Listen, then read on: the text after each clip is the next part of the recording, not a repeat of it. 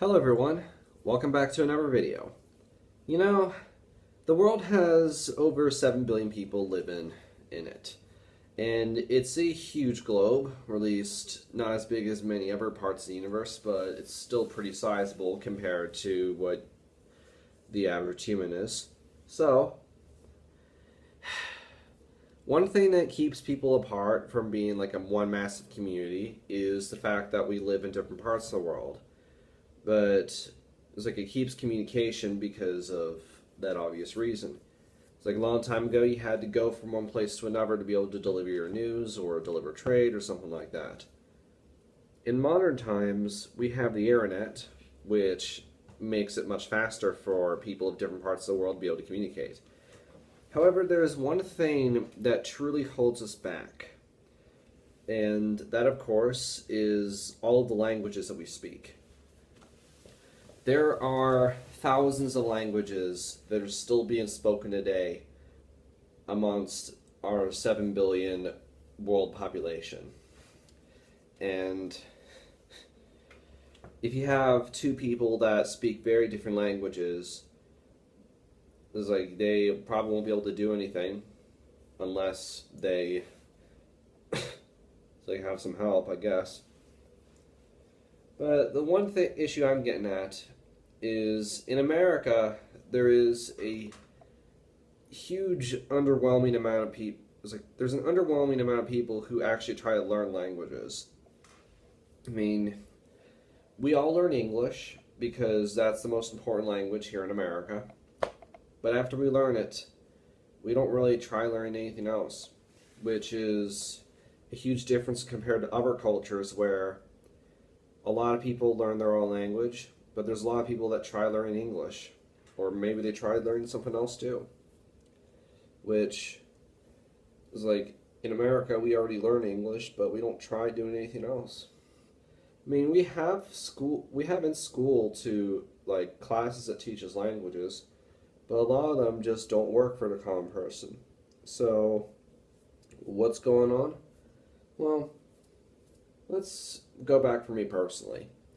I remember when I was a young kid in middle school, I was first put in Spanish classes, and I eventually lost interest and I was no longer put in them. And then in high school, I was required to take 2 years of a language, at least it was that or it was something college related. Like maybe it was like my high school could only recommend me to a college if I was taking 2 years of a language. They had a lot of choices, but I went with German because my ancestors came from Germany. And I decided, why not learn that language? It was really tough. And it was not an easy 2 years to get through. But I did. But now that's all over, in college, I have to take 2 years of French for my major. Well, I could have picked any language as well, but I went with French. And I'm currently in the second semester out of the 4 I have to take. And there is a common problem with language courses that is prevalent in both high school and college. And that being, there is so much that they're trying to teach you all at once. So I can admit it, there's like the common person who has to take these language courses. They go through 2 years, maybe 3 or more, of a certain language. But then if you put them into a culture where they actually have this language spoken, they would not be able to properly communicate with people, even the most basic construct. I mean, I took 2 years of German, and if you were to put me into Austria, Switzerland, or Germany, or wherever culture speaks German, I wouldn't be able to do anything, at least not right now. So, I mean, think about it this way. How do you learn your native language? Well, that's an easy answer. When you're a baby, you either learn it from your parents or your guardians or whoever takes care of you when you're a kid. And basically, your caretaker interacts with you and tries to teach you simple phrases and tries to get you to respond. And then, once you're at a certain age where you can actually comprehend basic grammar and basic sentence structure and be able to do all this stuff, you're sent to school. And in your school, you learn how to read and write, and you learn how to better construct your own grammar. And in America, we have a system where you're put into kindergarten, and then you have 1st to 12th grade afterwards. And then there's a lot of people that go to college. This is a lot of time to put into learning how to write English, how to read English, and so on. So, but it all had to start at one place. We all had to know how to understand English, and also how to speak it too. And language courses tend to do something else. They try to teach us as much as they can, as fast as they can as well. Where they not only try to engage us in speaking it, but they also try having us write it immediately. Like, there's no grace period between, it's like, okay, we'll focus this much on being able to speak it, and your grading is precisely for that, and then you have to be able to speak it. No. They do both at the same time. I view this as very destructive because you really have to be able to speak a language and be able to engage in a conversation before you can sit down and read something, or even worse, write something down. I mean, I'm pretty sure there's a lot of people who are from other countries that when they learn English, they might be able to speak it decently, but they probably are behind on being able to read and write it, and that's okay. Because being able to speak it is step one. Well, understanding and speaking it is step one and step two. Reading is step 3 and writing is step 4. The thing is that historically, not a lot of people could read and write, at least in ancient times. You had to have a small sector of people who learned how to read and write, who were willing to. And then they would have someone read it out in front of crowds, just to give them the daily news. So, when it comes to college language courses and high school language courses, my recommendation will always be, unless you're going to major in the language and get a fancy college degree, or if your college degree requires you to take languages, like mine does, then I would advise against it, because I don't think it works.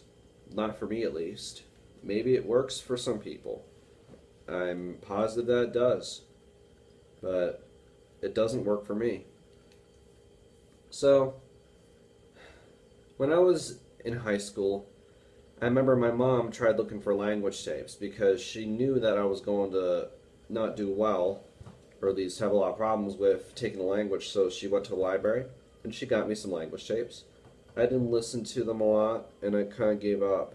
But I remember the experience, and I remember the brand. Pimsleur language tapes.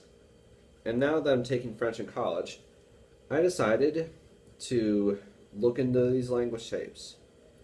And they really work for me. I could probably only, if you were to put me in France, I'd probably be able to get around just fine. I mean, I might be able to get place to place. I mean, if me and my family took a vacation in some country that speaks French, then of course, you could have me try to be the basic translator. And I'm still 41 lessons in out of 150. And I've decided that I'm going to keep going with this. Going to eventually get the money to listen to all these lessons, and we'll see if that's enough.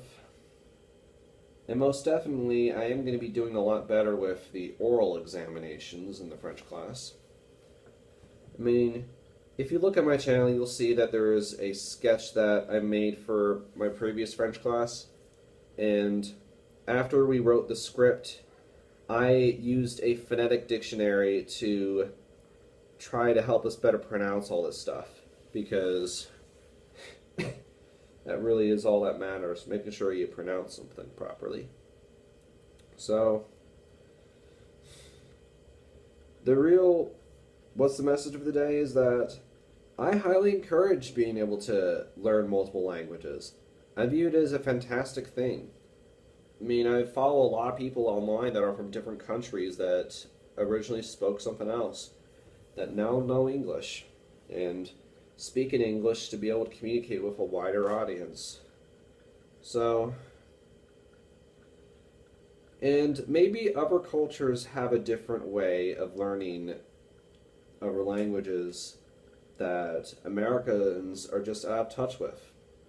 I mean, that's something I'd like to know. What are they doing right that we're doing wrong? Or is there just a lack of interest? Or like a lack of necessity? Or are there just a lot of Americans that just don't care? Like they feel like I speak English, like they believe it's like the chosen language or the most important one, and they don't have to do anything else. Which the PIMS or language tapes offer up to like 40 different languages, and I'm willing to try to go through as many as I can. I start with the ones that have the most amount of language shapes in them, and then work my way from there. So, like French is a start. I did much better with French than did with German. And, yeah. So, to all parents that want to teach their kids languages, I would be all for it. Like if you're able to teach your kid a second language as early as you can, then please do. Please do. But just make sure that you look into resources. Or maybe look into these PIMS or language tapes yourself, because I've heard that like the recommended age for listening to these tapes is 10 and up. So, yeah. That's pretty much it. Goodbye, everyone.